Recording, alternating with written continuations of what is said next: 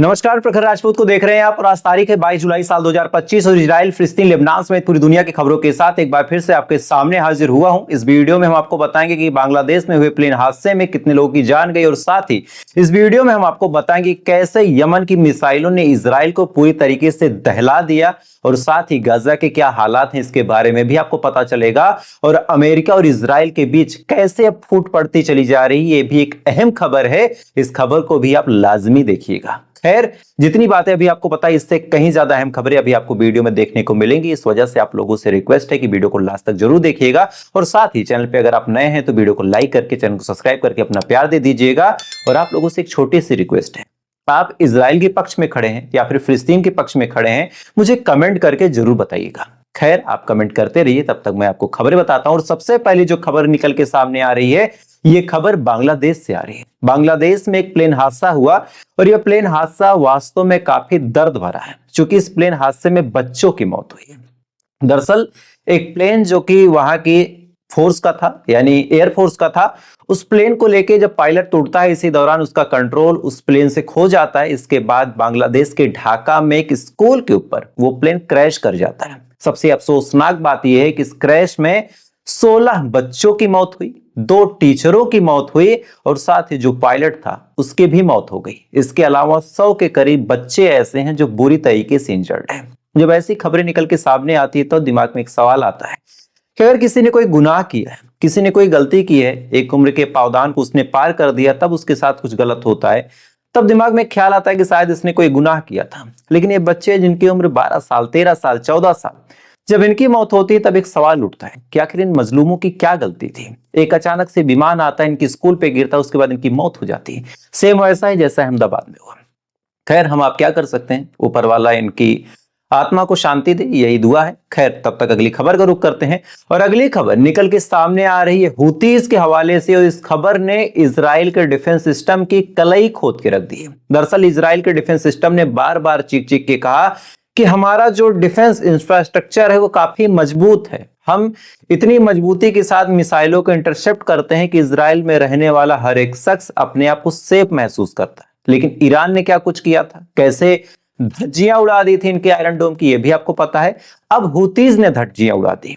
दरअसल हुतीज ने दावा किया है कि कल इन्होंने जो मिसाइलें दागी थी वो मिसाइलें इजराइल को 3 जगहों पर नुकसान पहुंचाती। सबसे पहला जो बेन गुरियन एयरपोर्ट है, और इसके बारे में मैंने आपको कल भी तस्वीरें दिखाई थी कि कैसे बेन गुरियन एयरपोर्ट पूरी तरीके से शट डाउन कर दिया गया और साथ ही एक भी पैसेंजर जहाज वहां से उड़ने की अनुमति नहीं पा सकता था उस टाइम पीरियड पे। तो पहला बेन गुरियन इंटरनेशनल एयरपोर्ट को टारगेट किया, मिसाइलें दागी और सक्सेसफुली, जो यमन का दावा है कि सक्सेसफुली मिसाइलें आके हिट हुई।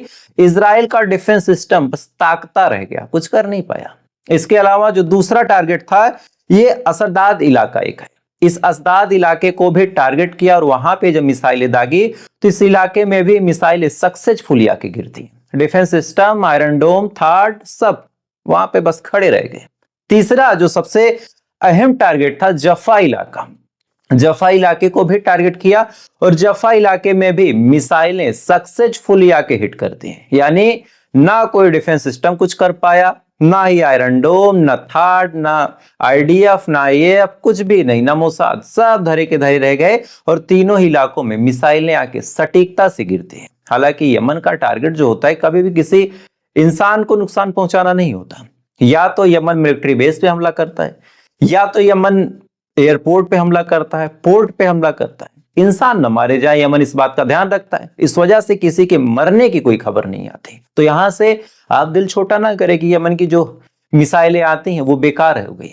यमन की मिसाइलें इंसानों को मारने कभी नहीं आती, इस बात को आप जहन में रखिएगा। खैर, अगली खबर का रुख करते हैं और अगली खबर लेबनान से निकल के सामने आ रही कि आज लेबनान में ड्रोन से इजराइल ने एयर स्ट्राइक की, ड्रोन से एयर स्ट्राइक की। और अभी तक जो रिपोर्ट मैं अपनी स्क्रीन पे देख पा रहा हूं कि इस ड्रोन से हुए हमले में एक लेबनानी सिविलियन की मौत हुई है। अब इसके बारे में मैंने आपको कल भी आगाह किया था कि लेबनान के साथ जो सीज फायर हुआ है वो सीज फायर केवल और केवल हिजबुल्लाह निभा रहा। हिजबुल्लाह ने अभी तक कोई पलटवार नहीं किया, लेकिन इजराइल आए दिन हर घंटे का ड्रोन, एक आध मिसाइल लेबनान के ऊपर दाग देता है ताकि लेबनान पलटवार करे और नए फ्रंट पे जंग खोलने का मौका इजराइल को मिल जाए। खैर, अगली खबर का रुख करते हैं। अगली खबर गजा से निकल के सामने आ रही है और ये खबर अपने आप में इजराइल के लिए भी एक दर्द भरा सबब है, खासकर इजराइल की आवाम के लिए। एक इलाका है गजा के अंदर, देर अल बलाह।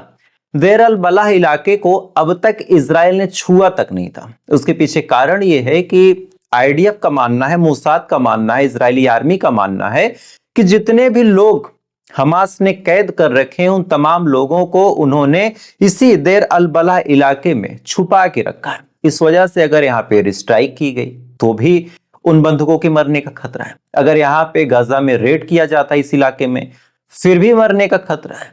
लेकिन 23 महीनों तक इजराइल ने सोचा था कि हम इस इलाके पे हमला नहीं करेंगे, पर अब 23 महीने बाद पहली बार ऐसा हुआ है कि देर अल बलाह इलाके पे भी हमला कर दिया। अब इसको लेके इजराइल के अंदर ठीक ठाक प्रोटेस्ट हुआ। इसके बारे में मैंने आपको कल परसों बताया भी था जब ये ऑर्डर पास हुआ था। अब जो रिपोर्ट है कि बकायदा आईडीएफ के हेलीकॉप्टर खान यूनुस में भी उतर रहे हैं, यहां पे भी उतर रहे हैं, और उतरने के बाद जो देर अल बलाह इलाका है यहां पे रेड कर रहे हैं, यहां की बिल्डिंगों को खाली करने का आदेश है। और सबसे अफसोसनाक खबर जो मैंने आपको कहा कि फिलिस्तीन के लिए भी एक अफसोसनाक खबर है कि जब फिलिस्तीनियों को कहीं भागने का मौका नहीं मिला, तो चूंकि जो ये इलाका है 23 महीनों में यहां कभी भी एक भी मिसाइल इजराइल ने नहीं दागी, तो फिलिस्तीनियों को लगता था कि ये इलाका सेफ है। तो जो इस इलाके के रहने वाले थे उनको अब हटा दें, बाकी अलग अलग हिस्सों के लोग भी यहीं आके छुप गए थे कि यहां पे हमें इजराइल नहीं मारेगा, कम से कम हमारी जिंदगी बची रहेगी। लेकिन अचानक से कल इजराइल ने ऑर्डर पास किया कि यहां पे लोग अपनी जमीनों को खाली कर दें, अपने घरों को खाली कर दें। और इसके बाद आज इजराइल के हेलीकॉप्टर इस इलाके में उतरते हैं, बुलडोजर चलते हैं, जो टैंक्स हैं। पहली बार देर अल बलाह इलाके में पहली बार इजराइल के टैंक घुसते हैं और एक एक करके घरों को तबाह करने की कोशिश कर रहे हैं। इस हिसाब से जेनोसाइड, इस हिसाब से नरसंहार इजराइल कर रहा कि आज अमेरिका की स्टेटमेंट आपको बताता हूं कि अमेरिका ने, खासकर जो ट्रंप के साथ के लोग हैं, ट्रंप की जो ऑफिशियल्स हैं, उन्होंने बड़ा बयान दिया। उन्होंने कहा कि हम नेतन्याहू की हरकतों से खुश नहीं है। नेतन्याहू एक पागल आदमी है।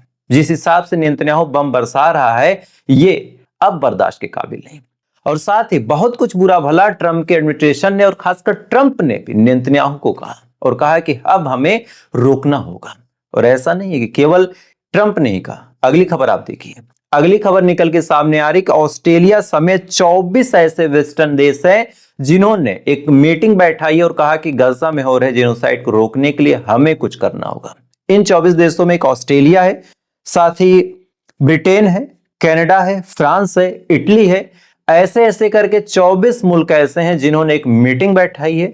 इन तमाम 24 देशों का जो एकमात्र एजेंडा है कि गजा को अब कैसे भी करके बचाया जाए। शुरुआत में सबको लगता था कि यह लड़ाई ज्यादा इंटेंस नहीं होगी, ज्यादा डीप नहीं जाएगी, लेकिन जिस हिसाब से अब इजराइल एक पागल सांड की तरह कभी गजा, कभी सीरिया, कभी लेबनान, कभी ईरान, कभी जॉर्डन, कभी तुर्की, कहीं भी भिड़ रहा, किसी को भी धमकी दे रहा, किसी को भी मारने की कोशिश कर रहा, तो आज 24 देश एक साथ इस जंग में कूदे।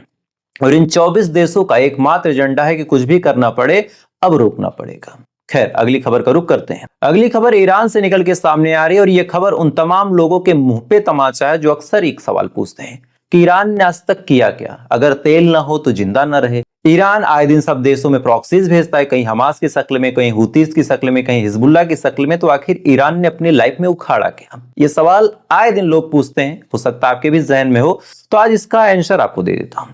दरअसल आज ईरान ने एक सैटेलाइट लॉन्च किया और इस सैटेलाइट को लॉन्च करने के लिए जो लॉन्चर चाहिए वो ईरान ने खुद बनाया। अब आप सोच के देखिए कितने ऐसे देश हैं जिनका खुद का अपना एक सैटेलाइट सिस्टम है। ये सवाल मेरा आपसे है। और कितने ऐसे देश हैं जिनके पास अपना खुद का सैटेलाइट लॉन्चर है? आप अगर गिनने पे आएंगे तो 10-15 देश ऐसे होंगे जिनके पास होगा, या फिर उससे भी तादाद कम होगी। तो आप सोच के देखिए कि इतने इंटेंस सिस्टम में एक ऐसा टाइम पीरियड जहां इजराइल का खतरा है, एक ऐसा टाइम पीरियड जहां पूरी दुनिया सैंक्शंस लगा रही है, एक ऐसा टाइम पीरियड जिस समय ईरान के साथ कोई भी खड़ा नहीं, उसके अपने भाई, उसके अपने अरब कंट्रीज वाले नहीं खड़े हैं, ऐसे टाइम में ईरान ने अपना सैटेलाइट लॉन्चर भी बनाया, अपना सैटेलाइट भी लॉन्च किया, अपनी मिसाइलें वो बना लेता है, अपने ड्रोन वो बना लेता है और साथ ही 8-10 देशों को सपोर्ट भी करता है। और इजराइल के साथ सीधा लोहा भी लेता है, पूरी दुनिया से इधर उधर करके बिजनेस भी करता है। और उसके बाद भी वहां न कभी भूखमरी की खबर आई, ना ही वहां पे किसी बीमारी की खबर आई, और ना ही वहां की जीडीपी बहुत डाउन जा रही। तो जो लोग सवाल पूछते हैं, ये वीडियो आप उन तक भेज दीजिएगा कि ईरान इंडिविजुअली करता क्या है। खैर, तो आज की बड़ी खबरें थी। इन खबरों के बारे में आपकी क्या राय है, कमेंट जरूर कीजिएगा। वीडियो अच्छा लगा लाइक सब्सक्राइब करके अपना प्यार दे सकते हैं। बाकी थोड़ी देर बाद आपसे फिर मुलाकात होगी इजराइल, फिलिस्तीन, लेबनान समेत पूरी दुनिया की खबरों के साथ। तब तक आप अच्छे रहें, खुश रहें, ऊपर वाला आपकी हिफाजत करें।